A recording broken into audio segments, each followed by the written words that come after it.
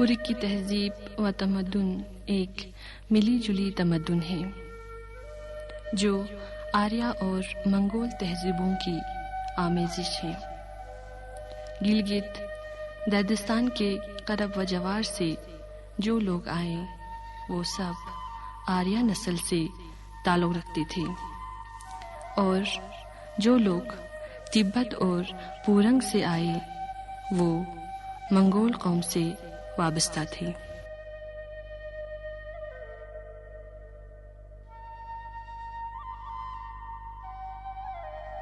ان میں سے جو آخری قافلہ تھا وہ برشل اور سسلی واقع دردستان گلگت سے تعلق رکھتے تھے، جو اس خطے میں داخل ہوئے اور بعد میں دا، ہنو، درسکس اور گرکون میں آباد ہوئے، جو ضلع کرگل سے تقریباً 50 کلومیٹر کے فاصلے پر واقع ہے۔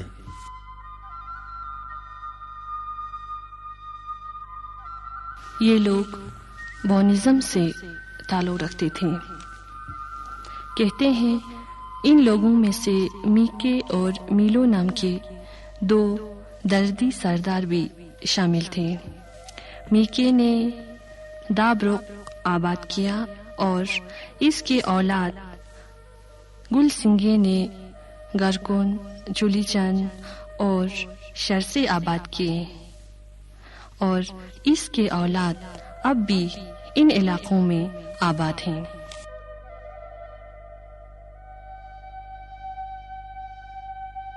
میلو نے ہنو کا گاؤں آباد کیا اور اس کے اولاد اب ہنو کے علاوہ درسکس میں بھی آباد ہیں۔ پوری کی آبادی اگرچہ مخلوط ہے لیکن دا اور ہنو کے لوگوں میں کم و بیش تبدیلی کے باوجود سادگی اور پاکیزگی اب بھی قائم و دائم ہے، اور ان میں آج بھی آریائی تہذیب و تمدن کی جھلک دیکھنے میں آتی ہے۔ ان کی قدیم تہذیب کئی لحاظ سے دلکش رہی ہے۔ اس کی جھلک ان کے موجودہ قومی خصوصیات میں دیکھی جا سکتی ہے۔ اگرچہ عام لداخیوں کے ساتھ ان کا صدیوں سے میل جول اور ماحول کی تبدیلی نے ان کی اصل زندگی پر اثرات ڈالے ہیں، لیکن پھر بھی انہوں نے اپنی شناخت بہت حد تک قائم رکھی۔ ان کی داستان دیو ملائی شکل اختیار کر لیتی ہے، جو بونونو تہوار کی گیتوں کا موضوع بن جاتی ہے۔ یہ گیت قدیم شینا زبان میں ہیں اور شینا ادب کا ایک حصہ ہے۔ ان گیتوں سے ان کی تاریخی اہمیت میں روز بروز اضافہ ہوتا جاتا ہے۔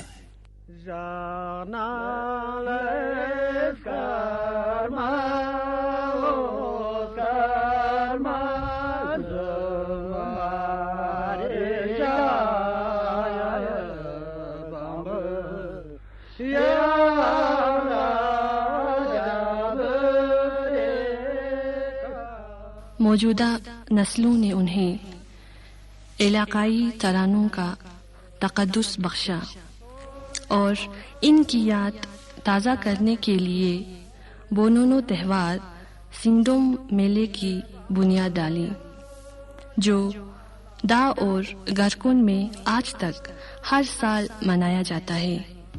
یہ گیت بے شک موجودہ درد نسل کے احساسات، قومیت اور انفرادیت کے لیے بے حد زندگی بخش ہیں۔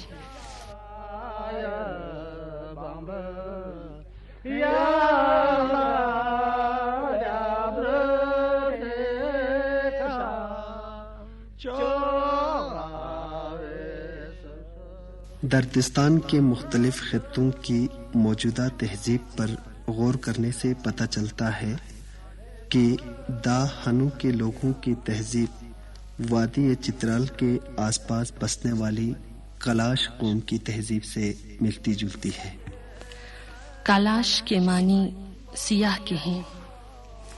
اور یہ نام بر، لمبوریٹ اور زمبور وادی کے باشندے کے سیاہ لباس کی طرف اشارہ کرتا ہے۔ سیاہ چوغوں میں ملبوس، سیدھی سادی مالاؤں اور کوڑیوں سے آراستہ، سرپوشیوں سے مزین کلاش عورتیں ایک غیر معمولی منظر پیش کرتی ہے۔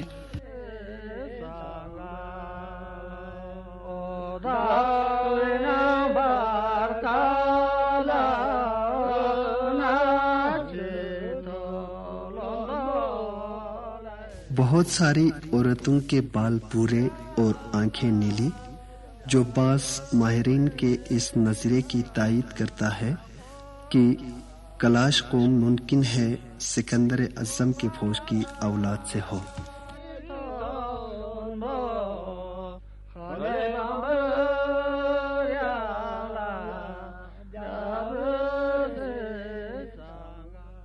کلاش کی زبان جو کلاشدار کہلاتی ہے، اس سے معلوم ہوتا ہے کہ اس میں یونانی، فارسی اور سنسکرت زبانوں کی عناصر شامل ہیں، جو اس بات کی نشاندہی کرتا ہے کہ کلاش قوم انڈو آرین اور یونانی نسل کی آمیزش ہے۔ یہ لوگ تقریباً 20 چھوٹے لیکن قدیم گاؤں میں جو ان 3 وادیوں بر، لمریٹ اور زمبور میں پھیلے ہوئے ہیں آباد ہیں۔ ان کے مکانات ایک دوسرے کے ساتھ ملے ہوئے ہیں اور کھڑکیاں نہیں ہوتے ہیں۔ مکانات عموماً لکڑی، پتھر اور کچی اینٹوں سے بنے ہوئے ہیں۔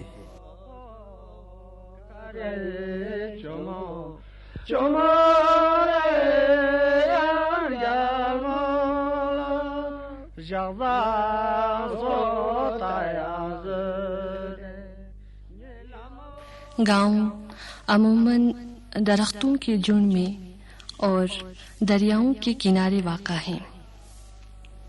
نیچر پرستی کلاشوں کی زندگی میں مرکزی حیثیت رکھتی ہے۔ یہ لوگ متعدد دیوتاؤں، رشیوں، پریوں اور بتوں میں اعتقاد رکھتے ہیں۔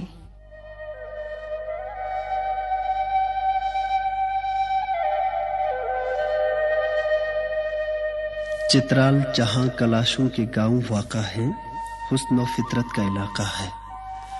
کلاشوں کا رقص، روایتی رقص، موسم بہار کے تہوار پر پیش کیا جاتا ہے۔ یہ رقص سست اور خاص وزن پر ہوتا ہے، جو دماموں کی چوٹوں کی ٹکراؤ اور رقاصوں کے بلند آواز سے گایا جاتا ہے۔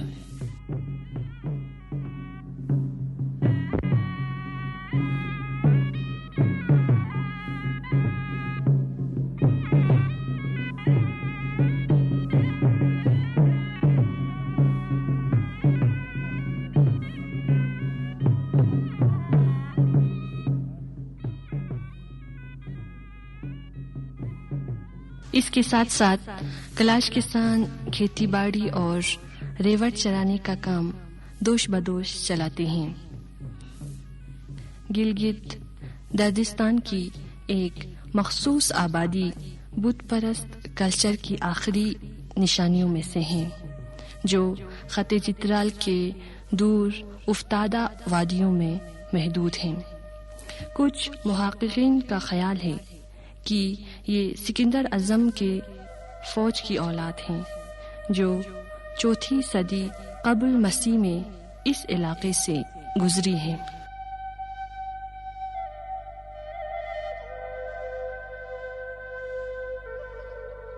اس فیچر کی ریکارڈنگ کے لیے ہم دردوں کی سرزمین گارکھونڈ میں پہنچے، اور یہاں میرے ساتھ ہیں، آپ کا شبھ نام سونم انگدوس ہے، لیکن ادھیکانش لوگ آپ کو مسکن سرنگ کے نام سے جانتے ہیں، اور میرے ساتھ ہے سونم پھنسک صاحب۔ آپ دونوں کو نمسکار کہتے ہیں، اور سب سے پہلے مسکن صاحب آپ بتائیے گا، یہ جو نام ہے دارسی، گارکھونڈ، دا، ذرا ان پہ آپ تبصرہ کیجیے گا۔ دا جو گاؤں پہلے تو آرین جب گلگت سے یہ ہماری قوم آئی شکار کے بڑے شوقین تھے یہ لوگ. شکار کھیلتے کھیلتے یہ دا بروک ہنو میں پہنچے. ہنو میں پہنچے تو وہاں انہوں نے کچھ وہاں کافی دن تک وہاں شکار کرتے رہے. اس کے بعد یہ دا بروک میں آئے. دا بروک میں آئے تو یہ دیوتاؤں سے ملے تو دیوتاؤں کے بیچ میں رہے تو یہ واپس اپنے گاؤں میں جانے کے لیے ان کو کوئی وہ ذریعہ نہیں ملا. ذریعہ اس لیے نہیں ملا کیونکہ ان کا عمر جو ہے دیوتاؤں کی یہ چنگلاس بولتے ہیں ہم لوگ جس طرح وہ اس کا وہ میجک بولتے ہیں نا پرساد سے ایک ایسا میجک ہوا وہ جوان ہی رہ گئے تو کہیں یہاں 2-3 پیڑھی گزر گیا تو اس لیے گاؤں میں کوئی پہچانے کا نہیں کر کے انہوں نے یہیں بسنا شروع کر دیا. دا بروک سے انہوں نے پھر ایک دا بروک میں آباد رہے. کچھ عرصے کے بعد انہوں نے پھر دا پھینکا کہ اگر نیچے کوئی ہمارا کو بسنے کا کوئی ذریعہ ہو اس جگہ پر یہ دا جا کر لگنا چاہیے کر کے انہوں نے دا بروک سے دا مارا. دا یعنی کہ تیر. جب یہ تیر مارا تو دا یہ کول کے ہیڈ میں جا کر یہ دا لگا. ابھی بھی اس میں سوراخ ہے اوپر سے پتھر کا کور ہے دا کے بھی اسی بیچ میں سے انہوں نے پانی نکل کر دا آباد ہو گیا. اس لیے دا گاؤں کا نام دا ہو گیا. اس کے بعد پھر ہمارا ایک داپا ہے اس کا داپا وہی داپا دا ایک ہی قسم ہے. انہوں نے دا کو اپنی کسی لڑکی کو دہیج میں جا کر یہ گارکون میں آ گئے کچھ لوگ. پھر گارکون میں بسا یہ گارکون بس گیا. پھر درچک جو ہے پھر درچک بھی یہاں سے کوئی لڑکی اپنا گئی وہ درچک میں بس گئی. تو یہ تینوں جو ہے ہنو دا گارکون درچک یہ 4 جو گاؤں ہیں یہ آرین ہماری ایک ہی قوم کے ہیں.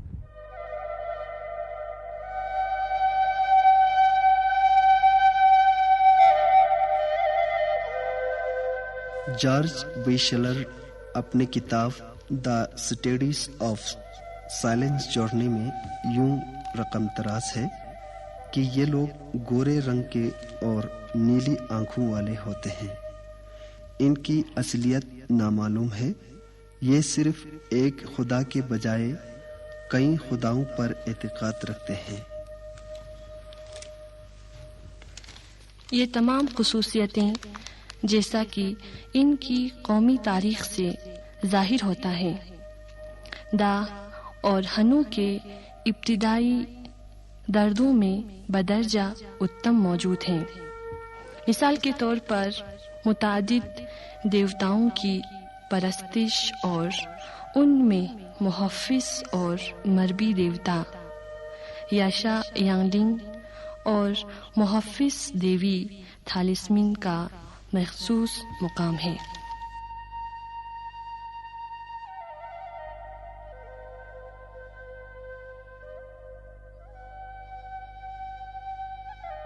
زبان سنسکرت فارسی وغیرہ جیسے خر اسب نیست دودھ گھی وغیرہ.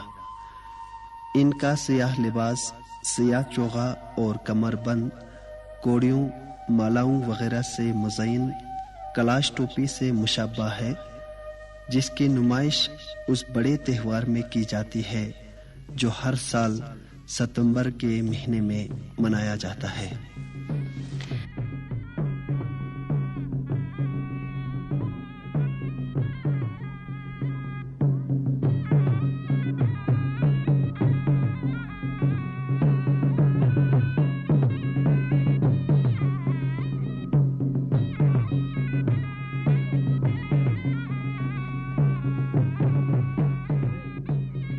یہ لوگ ہمیشہ اپنی ٹوپیوں کو خوبصورت منٹوتو نام کے پھولوں سے سجا کر پہنتے ہیں.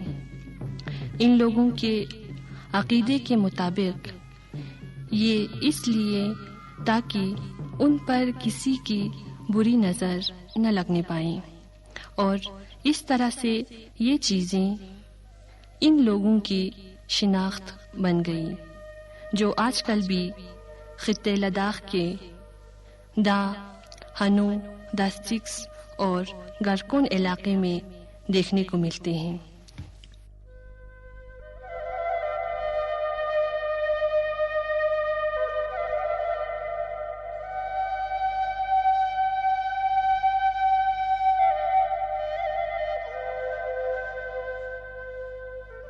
گورا رنگت وغیرہ اس بات کا عین ثبوت ہے کہ ان لوگوں کا مذکورہ درد قوم سے قریبی تعلق ہے.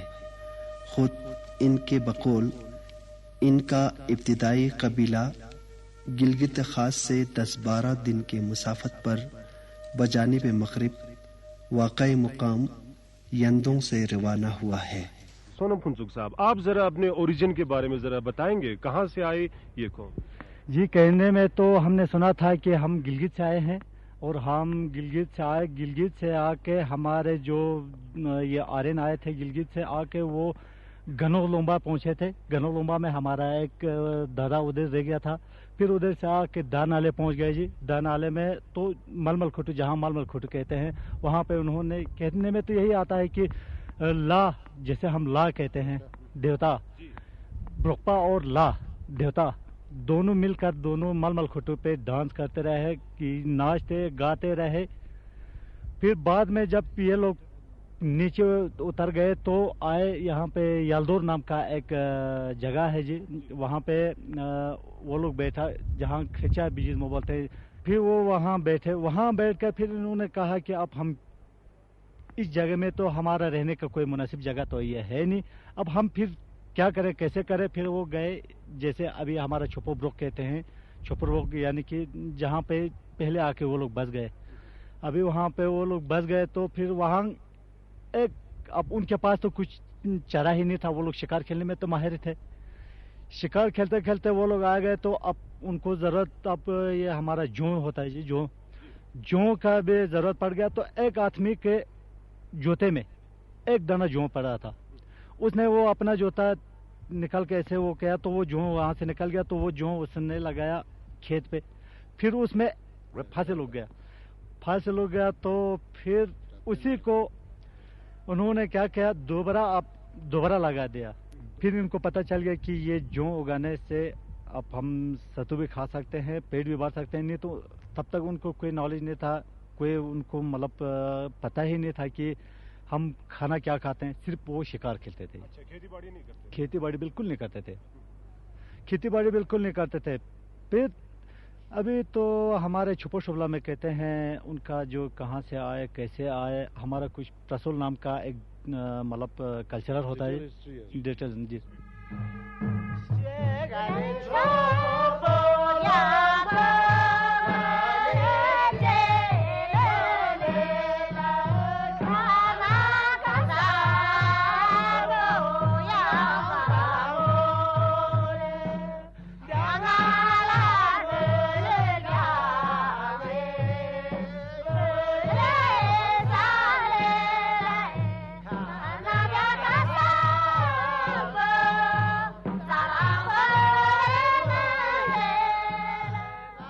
راستے میں سسلی گلگت کے قریب واقع ہے اور بشو کچورا واقع روندو سے کچھ خاندان اس میں شریک ہوئے ہیں. اس طرح سے ایک بہت بڑا قافلہ ترتیب پا گیا ہے جو ہمیشہ متحد رہا ہے. اس حساب سے یلدوں نامی مقام جو خط چترال میں واقع کسی مقام کا قدیم نام لگتا ہے جو گلگت خاص سے الگ تھلگ 200-150 میل دور ہے. اس پس منظر میں گیتوں، دیوملاؤں اور دوسرے آثار قدیمہ سے جو معلومات اس قوم کے بارے میں فراہم ہوئے ہیں، انہیں اگر ان معلومات کے ساتھ جوڑا جائے جو معلومات موجودہ نسل کے ذہن میں محفوظ ہیں، تو ان سے ایک دلکش اور ولولہ انگیز قومی رسمیہ مرتب ہوتا ہے. غرمنڈو، گوٹومل، ریالسا، بروشل وغیرہ اس علاقے کے اضلاع تھے. ریالسا کے پرے مغرب کی جانب ینگڈو نامی بستی تھی جہاں موجودہ موضوع گرکن و داہ کے باشندوں کے اجداد چند دوسرے قبیلوں کے ساتھ آباد تھے. اسی بستی سے انہوں نے لداخ کی طرف ہجرت کی، جہاں دردستان کے بہت سے قافلے صدیوں پہلے آ کر آباد ہو چکے تھے۔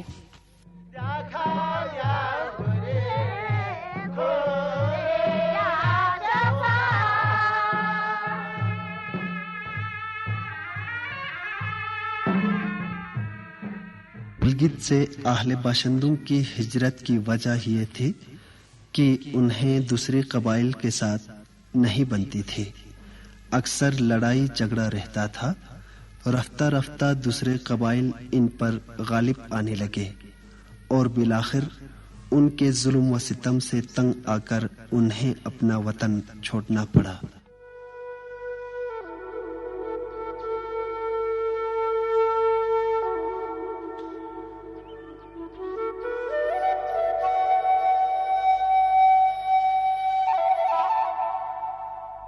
چنانچہ ان کا پورا قبیلہ یانگدونگ سے بیک وقت قافلے کی صورت میں روانہ ہوا اور نئے موزون وطن کی تلاش میں منزل بمنزل آگے بڑھتے رہے۔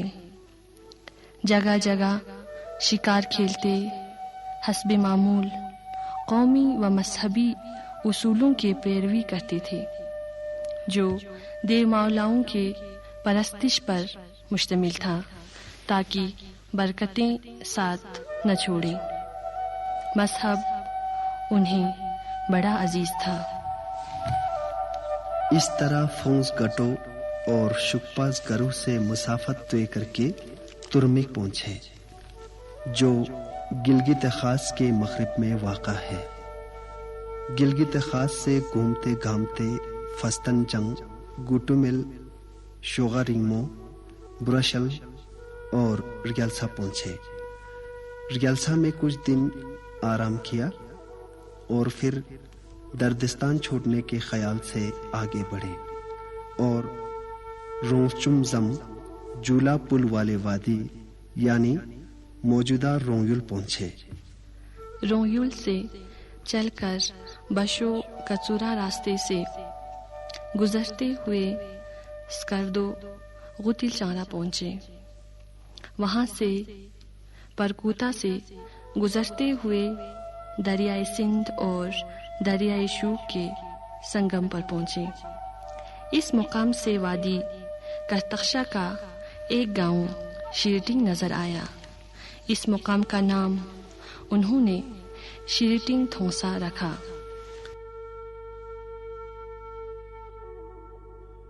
وہاں سے دبرک کے درہ موسما لرا پیلا پہنچے۔ وہاں سے دبرک میں سکونت اختیار کی اور آہستہ ان کی آبادی پھیلتے پھیلتے دا گرکون اور چولیچن و شرزے تک پہنچے۔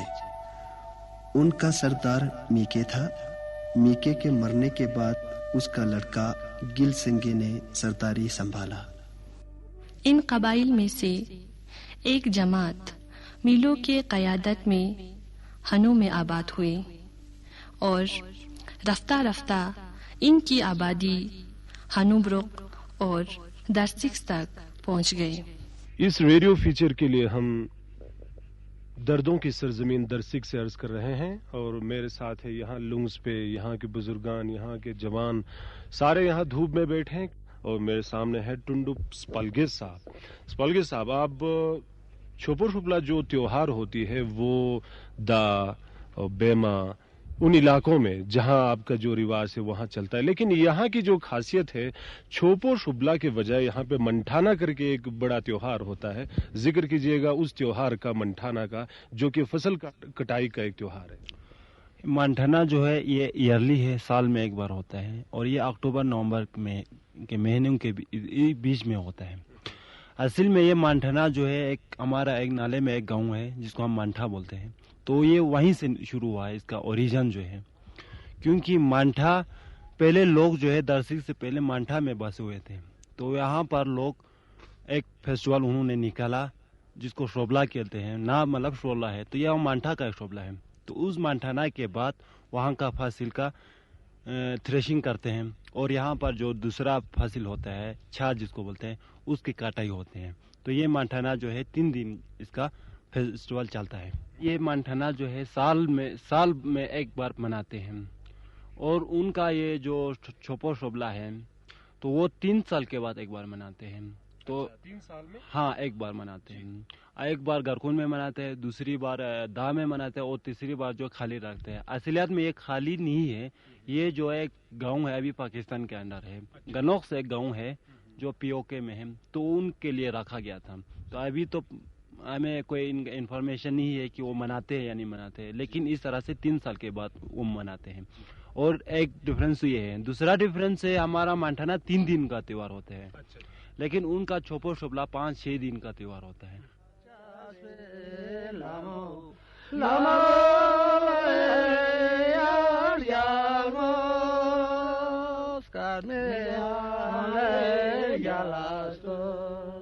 आजकल दा, हनु, दर्सिक्स और गरकोन में ये लोग अपनी पुरानी रवायत पर कारबंद हैं और अपने मजहब देव और देवमलाओं के उसूलों का सख्ती से पालन करते हैं।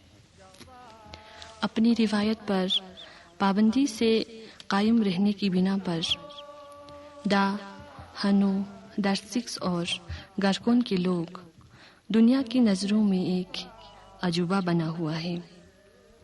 लोग इनकी सखाफत और रिवायत का मुताला करने के लिए दूर दूर से आते हैं और इनकी तर्ज ज़िंदगी और असलियत का खूब तहकीक करते हैं।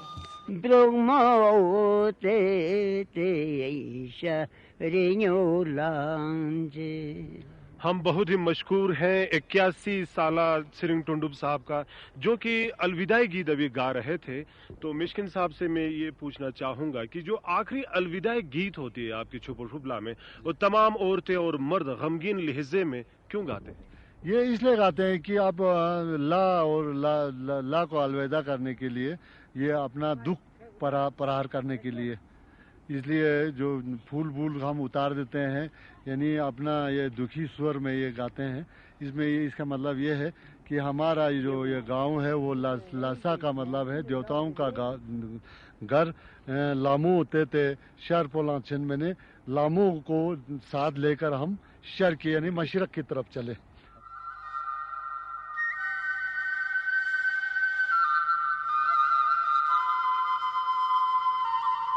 दर्जनों किताबें अभी तक इनकी तवारीख, सखाफत और असलियत पर लिखी गई हैं। बेशक ये पुरानी आर्याई और यूनानी तहजीब का मुजस्सिमा है, जिसकी बुनियाद पर सारा पुरक यानी ज़िले करगिल मंजर आम पर आ गया है।